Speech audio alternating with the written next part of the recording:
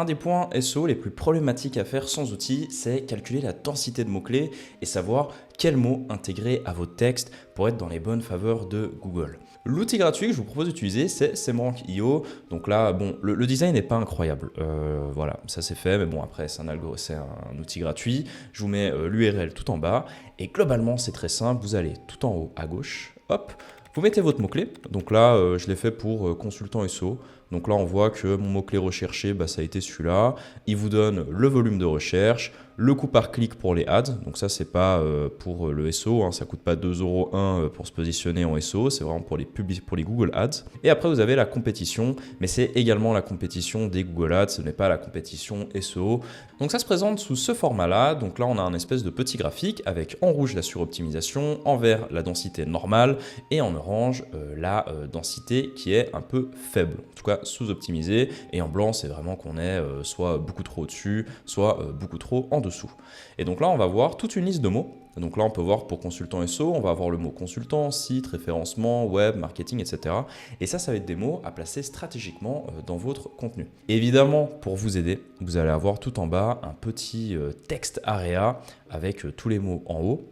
Donc là, pour le petit morceau de texte que j'ai fait, je sais que je vais pouvoir intégrer référencement, marketing, expert, métier, etc. dans mon texte. D'ailleurs, même si on remonte un petit peu dans l'optimisation de la page, on peut voir dans mon texte qu'il a parfaitement calqué mon morceau de texte à l'optimisation sémantique voulue, et on voit clairement quels sont les mots-clés qui sont trop utilisés et les mots qui ne sont pas utilisés. Donc du coup, ça donne vraiment une très bonne indication pour optimiser son texte. Donc déjà, juste pour cette fonctionnalité, c'est vraiment cool parce que vous ne l'avez pas forcément toujours en gratuit. La plupart des outils d'optimisation sémantique sont payants, ou alors les versions gratuites sont vraiment pas terribles. Et là, vous avez la chance d'avoir un éditeur qui est visuellement pas incroyable, je vous l'accorde, mais au moins il est très fonctionnel, il est pratique à utiliser et on voit facilement là où on en est dans l'optimisation. Donc en soi, ce que je dis, c'est pas n'importe quoi, c'est vraiment basé sur le TF-IDF. Donc si je vous lis la traduction Wikipédia, cette mesure statistique permet d'évaluer l'importance d'un terme contenu dans un document relatif à une collection ou un corpus. Bon, en gros, en soi, c'est qui va calculer quelles sont les pondérations du mot, en gros la densité de mots-clés. L'outil ne s'arrête pas là. Vous avez également une partie analyse de la concurrence. Vous allez pouvoir copier-coller dans un document tous les H1, H2, titres, métatitres de vos concurrents. Très utile. Vous avez le nombre de mots moyens, vous avez l'optimisation moyenne sémantique. Donc en fait, il va vous donner un peu une note sur l'optimisation sémantique. Donc là, si on va là, on voit que j'ai une note de 32%.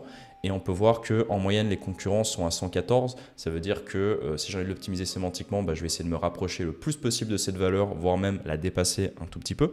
Vous avez tout un tas d'informations, vous avez tous les métatitres, toutes les métadescriptions, ce qui va vous permettre de, en plus, optimiser votre texte, d'optimiser votre structure avec les H1, H2, H3, etc. que vous allez pouvoir copier et un petit peu voir ce que les concurrents font, et également travailler vos balises title et vos métadescriptions. Je vous ai un tout petit peu menti pour le TF-IDF. En fait, Google n'utilise pas réellement cette forme directe pour la sémantique des textes. Il utilise une forme vectorielle. Donc en soi, on peut voir qu'il y a deux autres méthodes de vectorisation justement sémantique. Donc le GLOVE, Global Vector for Word Representation, et le Word2Vec, qui sont utilisés par Google. Il y en a une des deux, je ne saurais pas le dire exactement lequel, mais globalement, c'est juste une forme bien plus avancée du TF-IDF qui est utilisé par Google. Mais le fait d'utiliser SEMrush pour optimiser vos contenus va déjà vous aider à vous rapprocher sémantiquement de ce qu'attend Google. Par contre, si vous voulez vraiment passer un cap et aller plus loin, je vous recommande l'outil payant yourtext.guru qui lui va prendre en compte justement ce vecteur dans son fonctionnement. Donc globalement c'est à peu près pareil, on va avoir un graphique avec la sous-optimisation, sur-optimisation, densité optimale, etc. avec les mots à utiliser. Par contre yourtext.guru seront bien plus proches de la vérité et ils vont utiliser justement ce facteur vectoriel qui est beaucoup plus avancé que le TF-IDF pour l'optimisation sémantique de contenu. Donc globalement, si vous n'avez pas les moyens, SEMrush c'est très bien. Et vous allez déjà pouvoir aller très loin avec.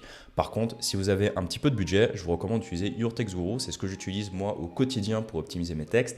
Et là, vous allez scale up et vous allez vraiment pouvoir aller beaucoup plus loin dans votre optimisation et être beaucoup plus pointu et avoir beaucoup plus les faveurs de Google.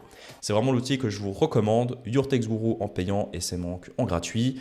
Les autres outils, j'en ai utilisé plein, mais honnêtement, j'ai pas été aussi convaincu qu'avec ces deux-là. Donc foncez. Si tu veux te lancer dans le SEO, je t'invite à t'abonner. Je t'invite également à suivre une autre vidéo de ma chaîne. J'espère que mes contenus te plairont et à bientôt dans la SERP.